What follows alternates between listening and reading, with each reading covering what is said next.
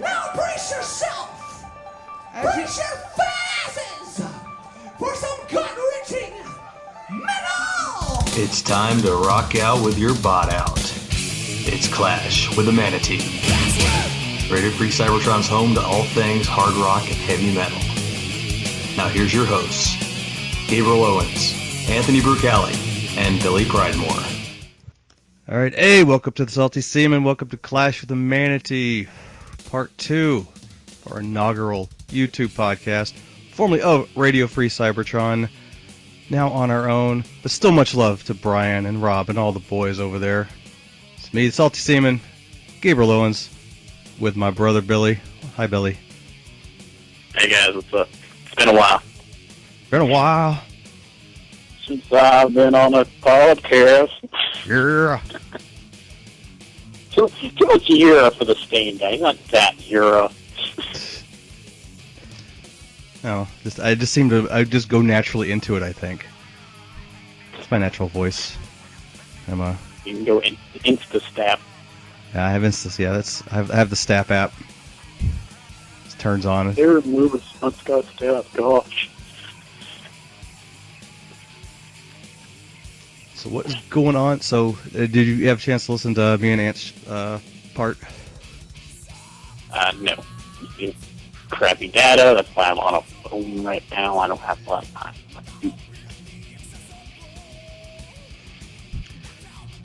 All right. Yeah, we talked about latest news going on. Phil Rudd, jumper for AC/DC, getting arrested for hiring a hitman. Stag X guy dying. Wayne Static. Wayne Static guy? Is that his name? The guy with the hair. Yeah. Yeah, Wayne Static. Yeah, he died. Yeah, I know. It sucks. According to Ann, he bled for days.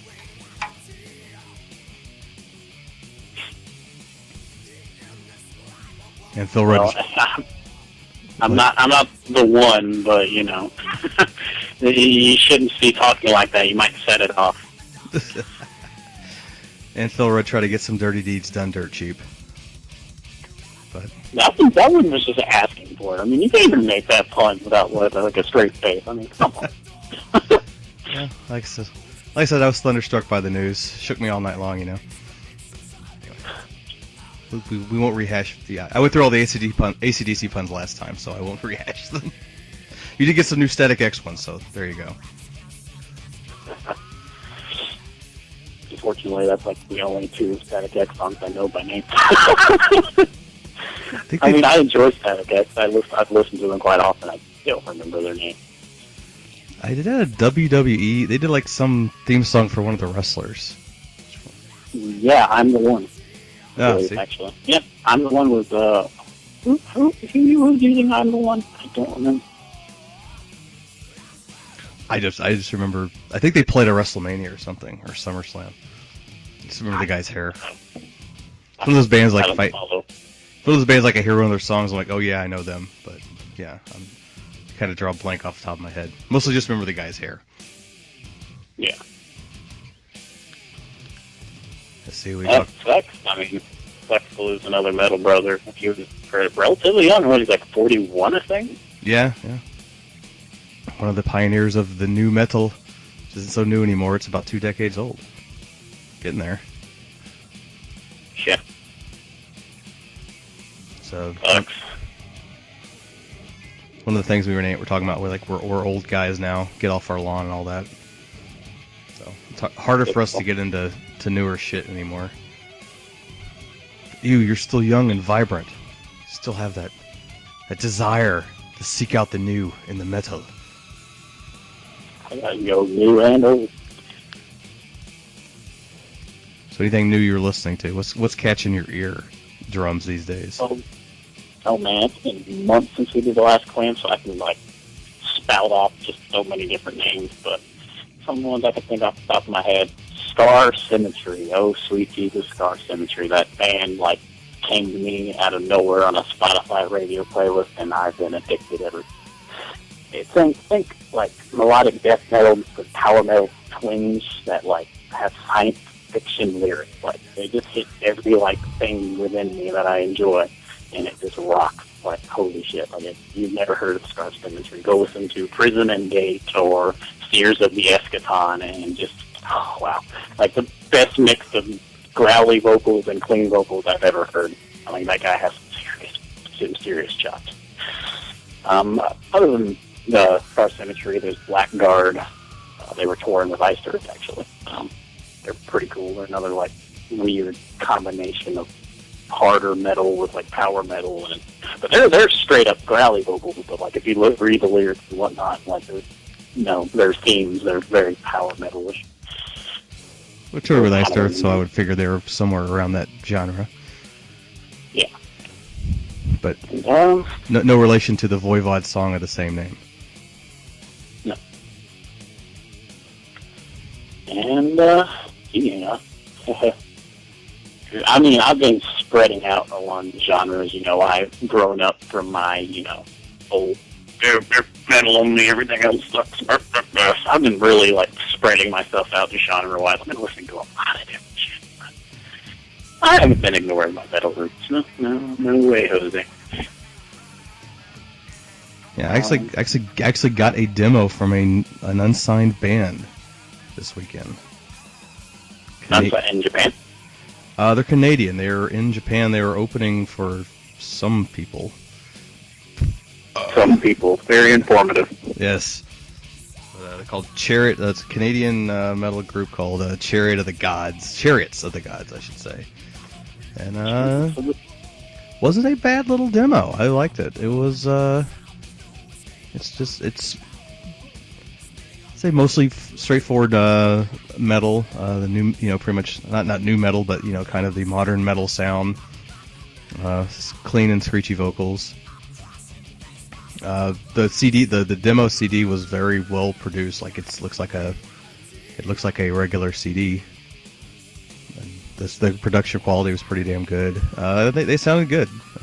I definitely liked them. I don't know if you can get it online. I burned it to my Xbox, but I can't put it on my computer.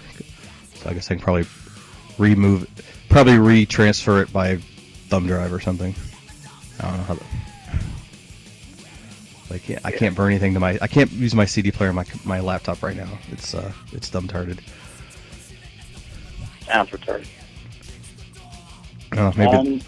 Maybe they're on whatchamacallit, Spotify. Yeah. Other than those, kind of getting away from my usual power metal fix.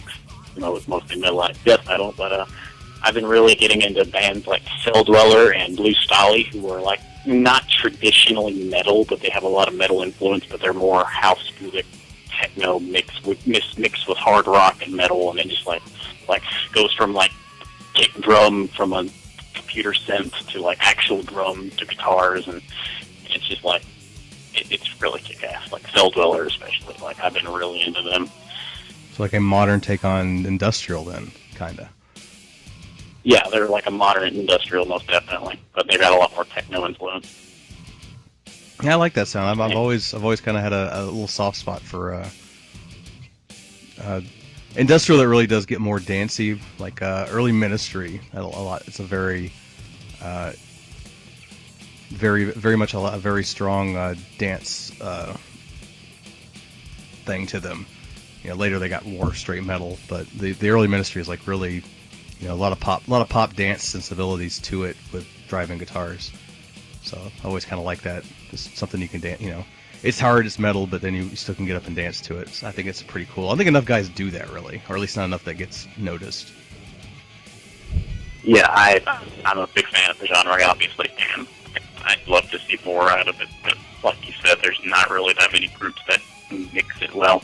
I mean, there's both groups that dabble in both, like Korn. Going with like famous field step artists, things like that, but like you don't see like bands that do that on a regular basis much these days. What's the one with the female singer? They're kind of a gothy, but they had a bit of a techno industrial edge.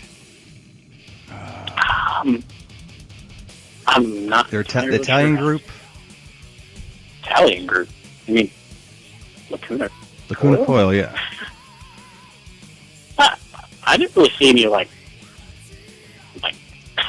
industrial in them. I just see them as like a gothic metal or hard rock or whatever.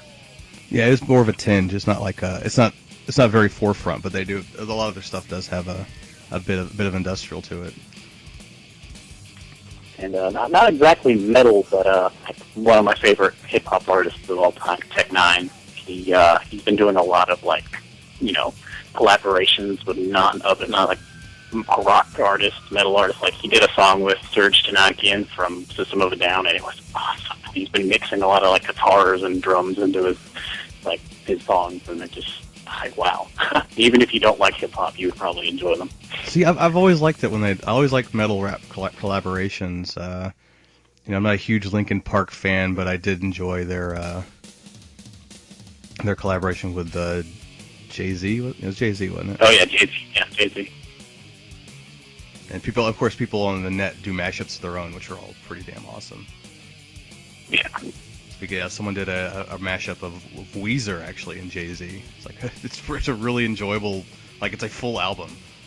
And it's actually really took like the entire Blueprint album and the entire Blue album, the Blue album, the Blueprint album, I guess, and mixed up all the songs together, and it worked surprisingly. Yeah. Weird, but I imagine it would look either, but sure. And way back in the day, back when I was a youngin', there was the completely forgettable movie called Judgment Night, but the soundtrack was all collaborations. It was like Ice-T. Yeah, I know. I'm very familiar with the soundtrack. Yeah, Booyah Tribe and Faith No More, Ice-T and Slayer, Living Colour and Run DMC. It was like a bunch of different mashups. Some worked, some didn't. Biohazard and Onyx probably was the best one on there. Maybe Booyah Tribe. I know. Faith No More, Booyah Tribe. Oh my god. That song was like brutal. Yeah, they seemed to work together, and it was just letting Booyah Tribe do their thing, and obviously Faith No More just came behind them, and it's like, well, what can we do to make this sound, to really enhance them instead of trying to compromise? They just went, no, we're going to enhance what they're already doing. And I think it worked out well. It also helps Faith No More as a band that has a keyboard player, which always helps when you're trying to do a mashup with hip-hop, I think. Yeah, most definitely. And, of course, Mike Patton just wailing in the background, just adding that eerie vibe to it. It's a great song. Well, Another Body Murdered, that's the name. If you've never heard the song, yeah, Another Body Murdered, Faith No More, and Booyah Tribe. Definitely a song to check out. Oh, damn, dude, yeah. It's like, a lot of hip-hop songs are about, killing people, shooting people. But this one is just about like a guy just straight up hunting like some guy like a fucking animal. It's goddamn awesome. And they're not traditional, hip hop because they're Samoan, so yeah, they have a bit of a different vibe to them. Kind of that, because Samoans are definitely. I mean, if you get scared of like just any particular group, you should be more scared of Samoans than anything because those guys are fucking huge. They're like all 6'4", 300 pounds. Seriously. And they did a song with the Transplants, which is already a super group. They did, it's the guy from Rancid and the drummer from Blink-182 and like Rancid's drum tech, I think, Skinhead Rob, and so it's already it's already kind of a mashup anyway. And then they threw in the Booyah Tribe, and that's a pretty cool song too. It's on the Haunted Cities album. It's pretty much all I know of Booyah Tribe. It's just like when they collaborate with somebody. Never. I mean, I've take another look at. Yeah, I've met like everyone I've ever met that was Samoan, like, and I brought it up to them, like they know them, like they're pretty big and they're amongst their peoples. So yeah, kind of like Suicidal Tendencies. It's like you meet Hispanic guys from like the West Coast, and they're like mostly into traditional Mexican music and hip hop, and there'll be one rock band they know is Suicidal Tendencies. Like, oh yeah, Mike Mirren, all those guys, they're awesome. I love Suicidal. I was like, oh. Kind of like white people. I was like, yeah, Eminem and House of Pain, because they're white. Eminem and House of Pain. Well, nowadays, yeah, a lot more white hip hop guys out these days, but back in the day, it was very few. most definitely. Like that Macklemore guy and Iggy Azalea of all people. Yeah. She cracks me up. She sounds legit. Then you look at her, you're like, oh wow, it's a white Australian girl. Who would have thunk it? What's even going on here? I don't even. But and I only other band I can really name off the top of my head right now that I've gotten into is Sacred Mother Tongue. They're more of a traditional metal, but they really rock at what they do. Their videos are always interesting, like A Light Will Shine or good stuff. I was one you linked to me not too long ago. Cannot think of the top of my head. What was the death metal group? Me and my son were rocking out to the other day. Oh, that was the Scar Symmetry, the one I was giving props to. Yeah. Yeah. And I sent you the link to. Me and Ant talked about Kill or Be Killed. If you ever had a chance to listen to that. Yeah. Whenever I do get a chance. Yeah, I did like them. Ant's really into them. We mentioned Psycho Stick's got a new one coming out. They've got a new song on running around YouTube right now. The new album's already out. I saw something on Facebook from Psycho Stick. It could be. I thought he just said that they just released a new song for the upcoming album, but maybe he was wrong. Thinking he didn't know the new he didn't know the new Faith No More is coming out next month, Vice May. So I need to pre-order that on Amazon. I want to get the whatever their super deluxe special edition is. That's the one band I will go all out and get whatever they got instead of just downloading it on iTunes. I'll go get the super deluxe special extra crispy version. So from them, if you look up the song again, look up song Motherfucker. It's on the live versions on YouTube. It's a really cool song. Oh yeah, I forgot the story. I was supposed to see Down in a couple weeks ago. I guess there was a hurricane down in the Gulf Coast and they got canceled. Did they ever reschedule? Not for this area. They still came to Japan. They had a show later in I think Tokyo. They made that show. It was like a festival, I think, but they couldn't reschedule. Really? What? Did they refund you? Punji? Refund you. Yeah, they refunded the tickets. Or you can ask to put it on hold and just put it towards whenever they reschedule for. Yeah. No. That's fucking stupid. It's a little different in Japan. It's harder to get reschedules. Like in the States, like that happened, it would probably be like a couple days later. Unfortunately, the one day they tried to reschedule for was, if it was just a no-name, Japanese band, they could have bumped them, but it was Dream Theater actually. So. I don't know, man. You should look into going to Dream Theater. That's already passed. I was stuck between Dream Theater and them because it's like a friggin' 2-hour train ride from here. The travel's expensive. Fucking Dream Theater. Come on. I would have been like, yeah, Down's cool, but come on, Dream Theater. Oh, dude. I'd kill to see them live. Yeah, I didn't have time to reschedule all that. Like, get a different day off. See if I could switch the ticket price from that one from Down to Dream Theater and yada yada yada. It just didn't work. So. Yeah, I haven't seen them live. I have seen Down live. I actually saw them with Ant in New York years ago, but I've never seen Dream Theater. Rancid and Priest are coming in March, so I can only see one of those. I'm still a little divided. I'm leaning towards Rancid, even though I've seen them before, just because it's one of my all-time favorite bands. But then again, I've never seen Priest, and they're getting old, dude. Yeah, they are getting old. I won't even get into my opinion on the new album. I liked it. I'll just say sorely disappointed. Like I understand the whole do what you do best, but they're just really just driving it into the ground.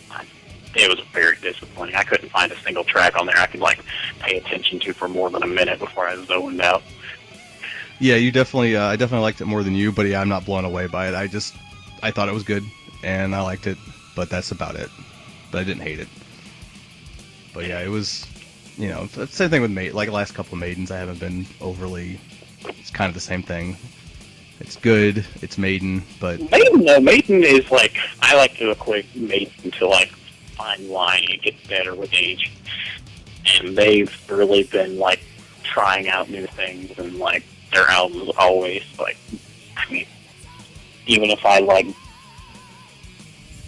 may not like particularly like a song on their album, I can like appreciate it because I mean, and you can't just say I'm biased because I really like Maiden. Because I really like Judas Priest. Like I'm a big fan of Judas Priest. It's just no, I get you. And the thing with the Maiden, there's always at least one track on there that's really a standout that you like.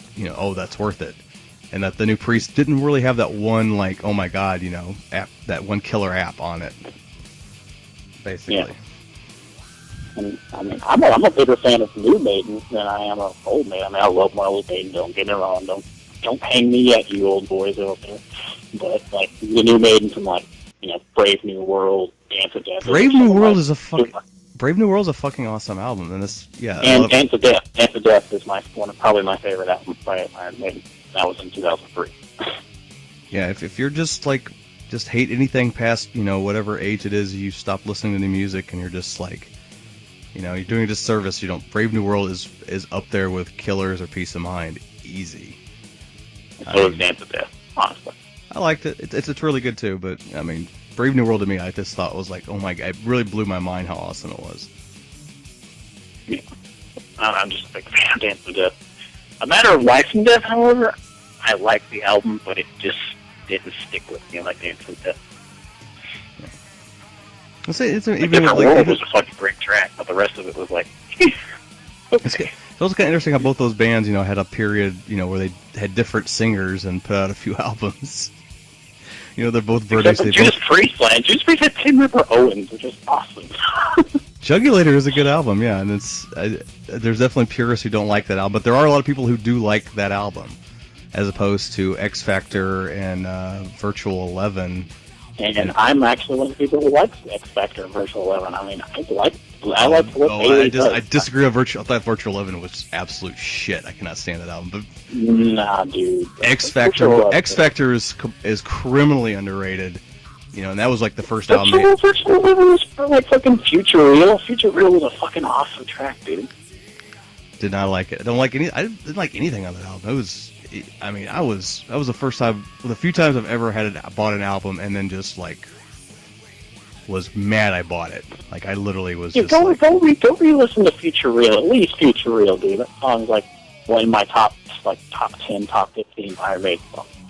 It's still in my library. So like I have songs from it pop up here and there, but anything I've ever tried to re-listen to again. Nothing ever. I still just don't like it. As opposed to the X Factor, where there's quite a few songs. I mean, obviously, "A Man on the Edge" is great. That's probably the one song anyone would know from it. And it's a great song. There's a couple others on there. It'll pop up, and I'm just like, oh yeah, this is a good album. This album is underrated. And there's the hardcore Maiden guys just fucking hate both those albums, and I think that's just it's a disservice to X Factor. I appreciate it for what it is.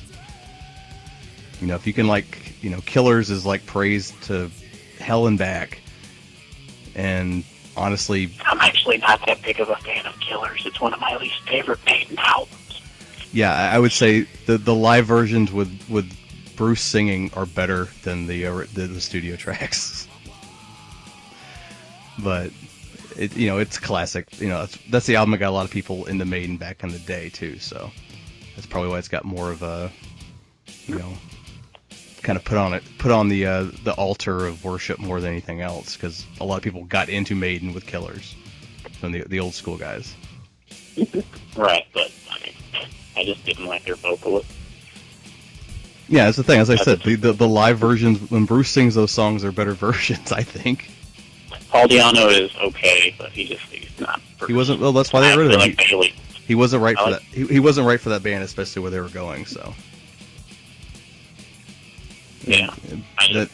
There's a better argument between Clive Burr and Nico McBrain, which one's the better drummer.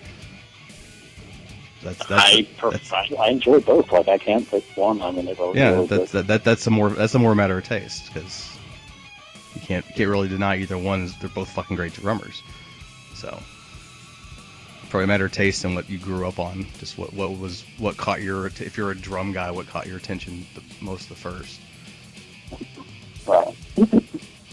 Remember, this Clive gave us the fucking drum beat for Run to the Hills. I mean, that's, he'll go down in history forever for that at least. Yeah. I think Lars Ulrich based half his fucking drumming technique on Clive Burr, but he's not as good. Yeah.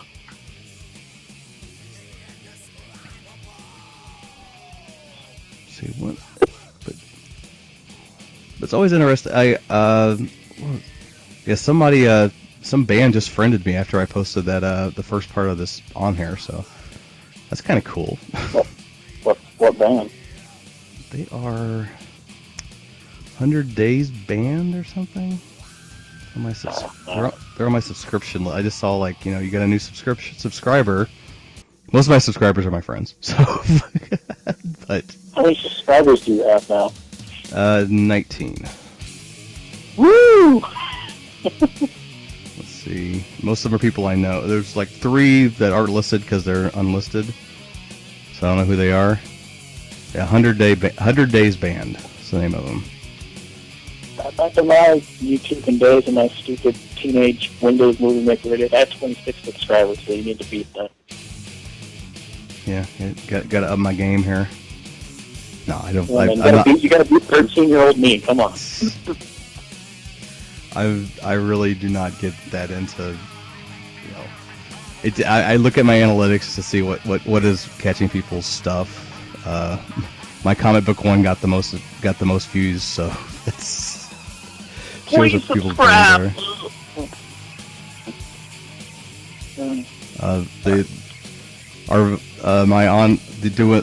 Just the recording of our Skype RPGing got the least, which I've been like sorely missing out on. Yeah. Like, completely. Totally unsurprising too. So that's a very narrow niche, people who want to sit there and listen to someone else's RPG session. But they do exist. True. So I'll check. Since you guys gave me a subscribe 100 Days Band, I will give you guys a listen, and I'm giving you a shout out right now because hey, thanks. That's really cool of you.